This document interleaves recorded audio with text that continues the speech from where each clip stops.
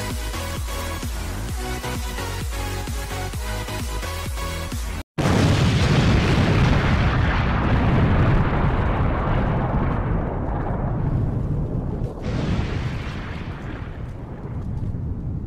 Students, last एक हमने video बनाई थी इंटरेस्टिंग फैक्ट्स के रिलेटेड। तो इंटरेस्टिंग फैक्ट्स में आपने जाना था कि स्पीड ब्रह्मांड की सबसे धीमी और सबसे तेज स्पीड क्या होती है। आज वाले इस लेक्चर में हम लोग पृथ्वी की संरचना कैसे हुई और पृथ्वी कैसे बनी इसके बारे में जानेंगे। आज का हमारा टॉपिक है how the earth is formed. ठीक है, तो आज जैसी धरती आपको दिखाई दे रही है ऐसी धरती शुरुआत से ही नहीं थी। ये कैसे बनी आज हम लोग इसको जानेंगे। इसे जानने से पहले आपको समय में पीछे जाना पड़ेगा, बहुत पीछे जाना पड़ेगा। चलिए हम लोग लेक्चर को शुरू करते हैं। लगभग 4.6 अरब साल पहले 4.6 बिलियन ईयर्स एगो कुछ ऐसा हुआ, कुछ ऐसी घटना घटित हुई, तब पृथ्वी की संरचना वास्तविक रूप में होने लगी। उससे पहले पृथ्वी का कोई जन्म नहीं हुआ था। 4.6 billion years ago a new star formation take place. एक नए तारे का जन्म हुआ जिसको हम लोग आज सूर्य कहते हैं। उसका जन्म अभी अभी हुआ है और उसके चारों तरफ धूल का गुबार और चट्टानों का एक गुबार बना हुआ है। उसके चारों तरफ चट्टानें घूम रही हैं।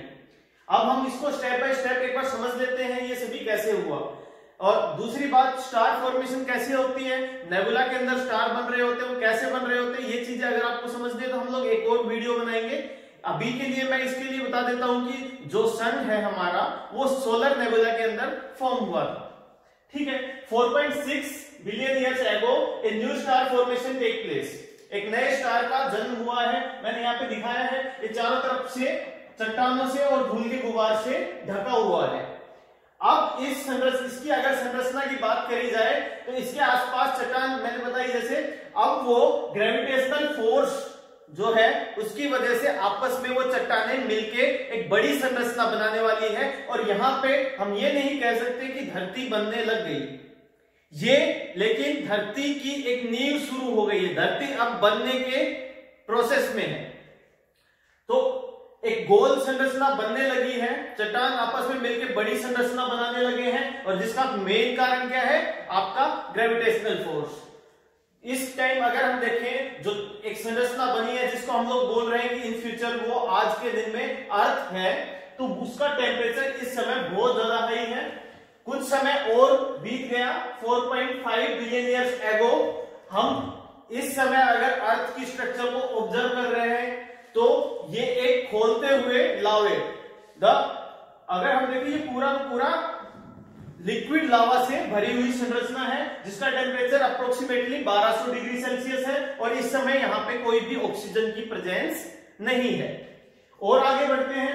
इस समय जो एस्ट्रॉइड, जो चट्टानें यहां से इस सन के चारों तरफ घूम रही थी, अब वो उनकी बारिश होने लग रही है और उस बारिश का असर पृथ्वी पे भी दिख रहा है। पृथ्वी पे भी एस्ट्रॉइड्स गिर रहे हैं और इसी बीच कुछ अलग होने वाला है जिसकी वजह से आज जो हम लोग जिसको मून बोल रहे होते हैं उसकी संरचना किस तरीके से हुई वो भी इसी जगह से शुरुआत हुआ।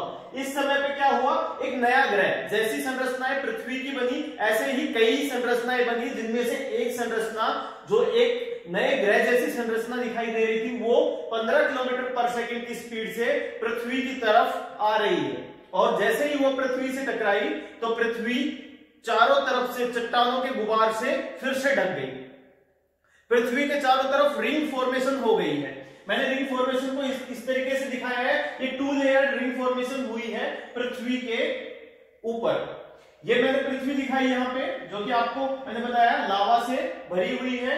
इसके एक रिंग फॉर्मेशन यहाँ पे मैंने दिखाई, दूसरी रिंग फॉर्मेशन मैंने यहाँ पे दिखाई। रिंग फॉर्मेशन कैसी है, जैसे कि आज के टाइम पे हम लोग सैटर्न की रिंग्स की बात कर सकते हैं। शनि ग्रह के चारों तरफ जो रिंग फॉर्मेशन हो रखी है, ऐसी ही रिंग फॉर्मेशन हुई पृथ्वी के ऊपरी सतह ऊपर की तरफ। और इन बिटवीन जो स्पेस था, दो रिंग्स के बीच में जो स्पेस था, इस स्पेस के बीच में आपका मून इन एग्जिस्टेंस आने वाला है।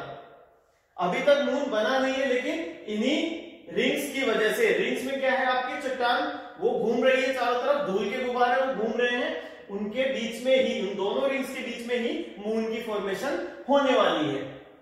एस्ट्रॉइड्स पृथ्वी पर अभी भी बरस रहे हैं, कुछ इनमें से चट्टानें बार बार पृथ्वी की तरफ अट्रैक्ट हो रही ग्रेविटेशनल पुल की वजह से, और वो वहां पे एक आग के गोलों की तरह बरस रही है ड्यू टू ग्रेविटी। अब ग्रेविटी की वजह से 3000 किलोमीटर चौड़े एक गोलीय पिंड का निर्माण होने वाला है, जिसको हम चंद्रमा बोलने वाले हैं, जो कि इन्हीं रिंग की वजह से ही, इन रिंग्स की वजह से और साथ में इफेक्ट ऑफ ग्रेविटी वो आपस में जुड़ने लगे और यहाँ पे मून की फॉर्मेशन होने लगी और कुछ इनमें से चट्टानें धरती के ऊपर गिर रही हैं। It is the time when the moon take birth. इस टाइम पे मून का जन्म हुआ, इस टाइम पे मून पे कोई भी दाग नहीं है।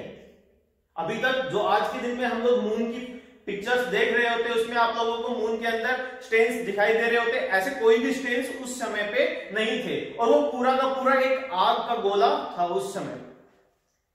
The moon is very close to the earth that time. उस समय पे जब मून की फॉर्मेशन हुई वो पृथ्वी के बहुत नजदीक था। आज जो हम लोग ऑब्जर्व कर पा रहे हैं मून को, इससे बहुत ज्यादा नजदीक था उस समय पे।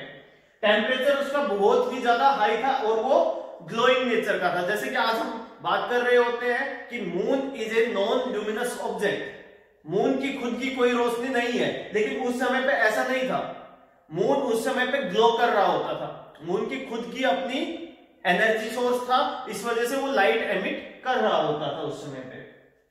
इसके कुछ 30 लाख साल बाद की अगर हम बात करें तो इस समय सब कुछ बदलने वाला है। जो सौरमंडल है, जो सोलर सिस्टम है, उसके अंदर सब कुछ बदलने वाला है। क्या होने वाला है? द गैस जाइंट ऑर्बिट्स, जो हमारे गैस जाइंट से लाइक जुपिटर, सैटर्न, ये अपना ऑर्बिट बदलने वाले हैं। अब क्या होगा? ड्यू टू दिस, इसकी वजह से एस्ट्रॉइड्स एंड कॉमेट्स दोनों के बीच में ग्रेविटेशनल मैस रेडी हो रहा है। जो ये हमारे गैस जाइंट थे, जब इन्होंने अपना ऑर्बिट बदला तो क्या हुआ? एस्ट्रॉइड्स और कॉमेट्स के बीच में ग्रेविटेशनल मैस रेडी हुआ और वही ग्रेविटेशनल मैस इन एस्ट्रॉइड्स और कॉमेट्स को सौरमंडल के आंतरिक भाग के अंदर धकेलने वाला है, जिसकी वजह से फिर से एस्ट्रॉइड्स की बारिश फिर से होने वाली है और कॉमेट्स भी धरती पे गिरने वाले हैं। इस वजह से आपके मून के ऊपर अब दाग आने वाले। The moon stains are due to this gravitational mass. उस ग्रेविटेशनल मैस की वजह से अब जो एस्ट्रॉइड्स और कॉमेट्स की बारिश होने लगी है, इस वजह से आपके मून को अब दाग मिले हैं। इस कॉमेट्स और एस्ट्रॉइड्स की बारिश को नाम दिया गया है द लेट हैवी बम्बार्डमेंट। इसे हम लोग लेट हैवी बम्बार्डमेंट का नाम देते हैं। इससे बाद में हम लोग फिर से देखने वाले। ये जो लेट हैवी बम्बार्डमेंट था, ये अप्रोक्सीमेटली 3.8 बिलियन ईयर्स एगो हैपन हुआ। 3.8 अरब साल पहले जो एस्ट्रॉइड और कॉमेट्स की बारिश थी, उसी को लेट हैवी बम्बार्डमेंट का नाम दिया गया है यहाँ पे। इस समय क्या हुआ है? जो मून है उसका टेम्परेचर बहुत हाई है और वो ग्लो कर रहा है। जैसे कि मैंने बताया, वो उस समय पे ल्यूमिनस ऑब्जेक्ट के रूप में काम कर रहा है। It's gravitational field was 25 times more than the today. अगर आज के दिन में हम लोग देखें, जो जिस ग्रेविटेशनल फील्ड की अगर हम बात करें कि मून अर्थ को अफेक्ट कर रहा है, वो 25 गुना ज्यादा अफेक्ट कर रहा था उस समय पे। उसकी वजह से आज जो पानी में लहरें उठती है वो मून की वजह से उठती है। उस समय पे धरती के ऊपर 20 गुना ज्यादा ऊंची लहरें उठ रही थी, लेकिन उस समय पे कोई पानी नहीं था, तो वो किस चीज की लहरें उठ रही थी? लावा की लहरें 20 गुना ज्यादा ऊंचाई पे। जो आज के समय पे आप लोग देखते हो सुनामी की लहरें उठ रही होती है, उतनी हाइट पे लावा की लहरें उठ रही थी। अब धीरे धीरे समय के साथ मून दूर जा रहा था, चंद्रमा अपनी जगह से पृथ्वी से दूर जा रहा था और इस वजह से लावा ठंडा होता गया और सरफेस फॉर्मेशन अब स्टार्ट हुई है। जुपिटर और सैटर्न की उस समय पे बात करें तो उनका टेम्परेचर, जुपिटर का 5000 डिग्री सेल्सियस और सैटर्न का 3000 डिग्री सेल्सियस था।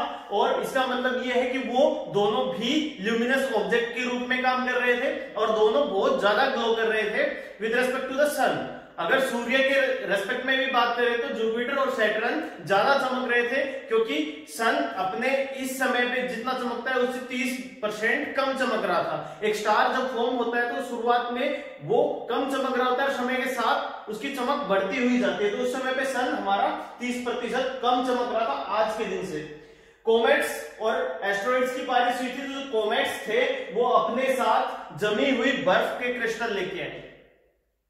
जब वो अर्थ सरफेस पे पहुंचे तो अर्थ सरफेस पे वो पिघलने के कारण पूरी अर्थ पानी से भर गई, पूरी की पूरी सतह पानी से भर गई। अब पूरी धरती पानी से घिरी हुई है। The earth is filled with water, no land, only water present there। और जो दूसरे साथ में कुछ गैस भी वहां पे अवेलेबल है। इस बार वो कौन सी है? मीथेन गैस, जिसके अंदर सांस नहीं लिया जा सकता। तो अभी भी लाइफ की शुरुआत नहीं हुई है, क्योंकि वहां पे कोई भी सरफेस और ऑक्सीजन नहीं है। अब इसके बाद क्या हुआ कि जो कोमेट्स थे वो जमी हुई बर्फ के क्रिस्टल लेके साथ में कुछ मिनरल्स, कार्बन, प्रोटीन्स और अमीनो एसिड्स भी अपने साथ वो लेते हुए आए थे, जिसकी वजह से वो समुद्र की तह में पहुंचे। और वहां पे टेम्परेचर जैसे कि बहुत कम था, क्योंकि पानी की सतह बहुत ज्यादा थी। आज के दिन में जितनी पानी का लेवल है उससे भी ज्यादा पानी का लेवल था, तो पानी नीचे की तरफ बहुत ज्यादा ठंडा था। लेकिन उस चीज के अंदर भी जो अर्थ का कोर था वो ज्यादा गर्म होने की वजह से वहां पे छोटे छोटे सोर्सेज बन गए जो पानी को गर्म रख रहे थे। उनको हीट सोर्स भी बोल सकते हैं। छोटे छोटे सोर्सेज वहां पे चिमनी जैसे सोर्स बन गए थे जो कि पानी को गर्म रखे हुए थे, और वहां पे कुछ रिएक्शन स्टार्ट हुई है। अब हम लोग पहली बार बोलेंगे कि पृथ्वी पर जीवन आया है, लेकिन वो जीवन ऐसा जीवन नहीं है जिसमें आप ह्यूमन बीइंग्स की बात करें। वो एक सिंगल सेल लाइफ की एग्जिस्टेंस शो हुई है first time due to the reaction between these minerals and other chemicals. क्या हुआ है? एक बैक्टीरिया, सिंगल सेल बैक्टीरिया की फॉर्मेशन हुई है, जो कि पानी की निचली सतह में आप लोगों को फर्स्ट टाइम दिखाई दिया।